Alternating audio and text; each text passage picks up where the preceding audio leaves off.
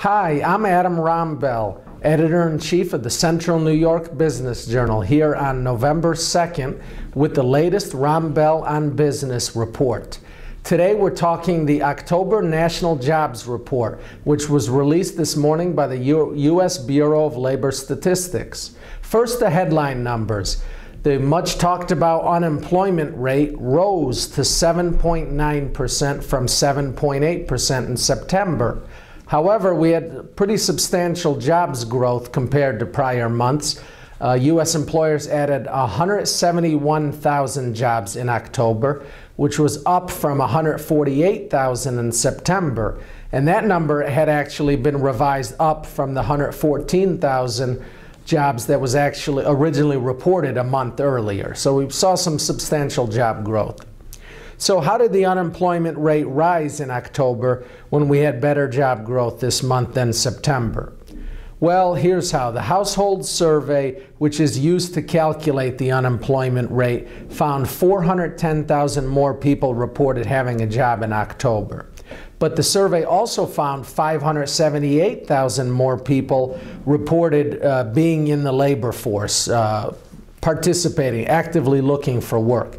And the labor force participation rate rose to 63.8% from 63.6% a month earlier. Bottom line is, as you have more people actively looking for work, that can cause the unemployment rate to tick up even as you have job growth taking place. As viewers of this report and readers of my column have heard me repeat over and over again, over the last year we had the reverse being true, where we had the unemployment rate steadily going down and down even as job growth was tepid or weak, because you had fewer people participating in the labor force. People were discouraged and dropping out, and that actually caused the unemployment rate to go down even though the job growth was weaker. So we had a reverse of that situation this month. When you look at BLS's broadest measure of the unemployment rate, the so-called U6 rate, that dipped slightly in October to 14.6% from 14.7% in September. The U6 rate counts people who are unemployed and have stopped looking for work, as well as those who are working part-time and want a full-time position. Private employers added 184,000 jobs to their payrolls in October, while the government sector shed 13,000 positions. The industries adding the most jobs were professional and business services with 51,000, retailers added 36,000 jobs, healthcare 32,500, and leisure and hospitality 28,000 jobs. The construction industry reported a gain of 17,000 jobs amid signs of a rebound in the residential housing sector. One disappointing data point in the October jobs report was average hourly earnings in the private sector. That declined by 1 cent to $23.58 an hour from the month before. And over the past 12 months, average hourly earnings have risen by only 1.6%.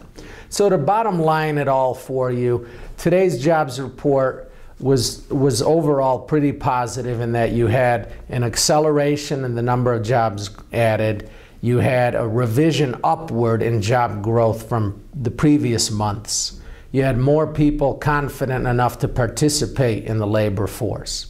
But the negatives are that you had very tepid, soft hourly earnings growth. You actually had a decline there, and you also continued to see a stubbornly high broad unemployment rate of 14.6%, which is very high for this stage of an economic recovery.